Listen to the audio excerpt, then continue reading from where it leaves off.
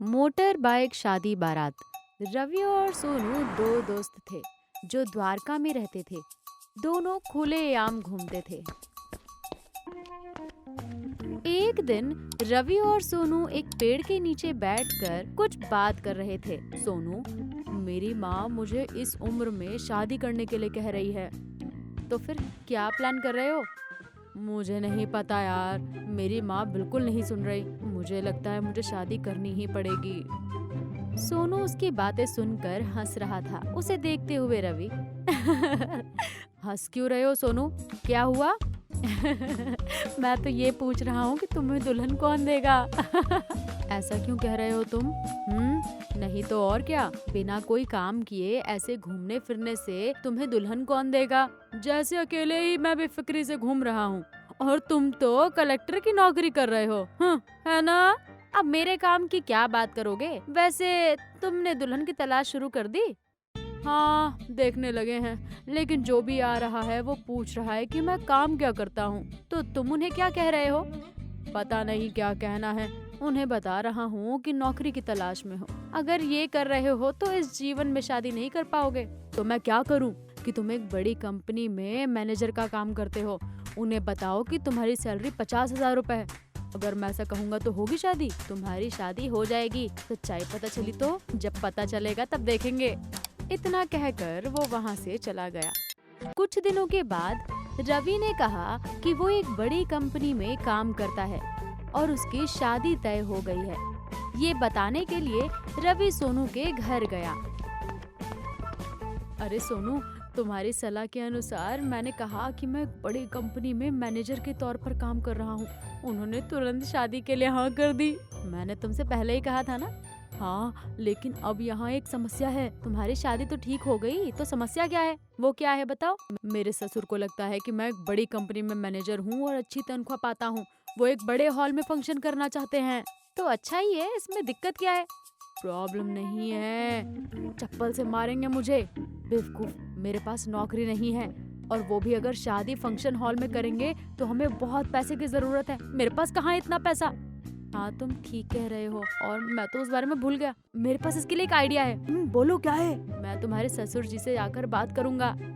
फिर जब रवि ससुर के पास जा रहे थे तो रास्ते में ही रवि ससुर को दिख गए। फिर रवि, नमस्ते ससुर जी। और फिर उन्होंने सोनू को उसके ससुर से मिलवाया। नमस्ते अंकल, तो आपने कहाँ शादी करने का सोचा है? मैंने तो पहले ही दामाद बाबू को बता दिया था कि हमारी तरफ से बड़े बड़े लोग आ रहे हैं, इसलिए फंक्शन हॉल में हम शादी का प्लान कर रहे हैं। अंकल, लोग जिनके पास पैसा होता है सब हॉल में फंक्शन करते हैं, इसमें नया क्या है? तो हम क्या करें? अगर आप मंदिर में फंक्शन करेंगे तो जो अमीर हैं वो भी यही बात करेंगे कि आपके पास पैसे होते हुए भी आपने सिंपल तरीके से शादी की है। हाँ, तुम ठीक कह रहे हो। एक हफ्ते के बाद बिना खर्च किए रवि ने एक मंदिर में बहुत ही सादे तरीके से शादी कर ली। हमने शादी तो बहुत सिंपल तरीके से की है, लेकिन बारात में कम से कम धूमधाम से मनाएंगे और डीजे लगाने का प्लान कर रहे हैं। उफ, अगर हम इस तरह से शादी करते हैं तो इस साधारण तरीके से शादी करने का क्या फायदा? तो फिर हम क्या करें?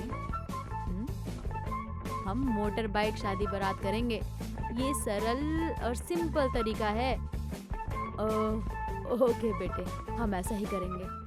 सोनू के सुझाव के अनुसार एक छोटी गाड़ी को मोटर बाइक से बांधा जाता है, जिस पर दूल्हा दुल्हन को बिठाया जाता है और फिर उन्हें गांव घुमाया जाता है। उन्हें देख ग्रामीण हंस रहे थे। तभी वहाँ मौजूद एक ग्रामीण रवि के ससुर से बात कर रहा था। जी, आप एक धनी व्यक्ति थे और आपने अपनी बेटी की शादी इस बेकार आदमी से कर दी?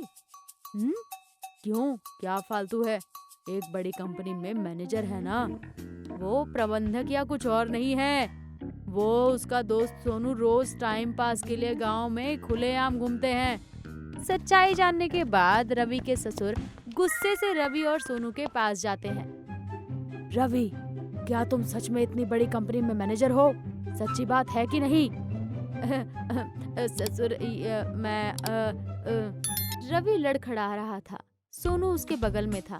हाँ अंकल, ये दलदली कंपनी में मैनेजर है। मुझे सच पता था। तुम लोगों की हिम्मत कैसे हुई मुझे धोखा देने की? इतना कहकर उसने रवि और सोनू को दांव पर लगा दिया। प्लीज हमें माफ कर दो, प्लीज हमें माफ कर दो। ससुर जी, आज से मैं कुछ काम करूंगा और आपकी बिटिया को संभाल लूंगा। इतना कहकर रवि के ससुर अपनी बेटी को रवि के पास छोड़कर वहां से चले गए। उस दिन से रवि काम करने लगा और उसने अपनी पत्नी की देखभाल की और खुशी खुशी वो दोनों रहने लगे।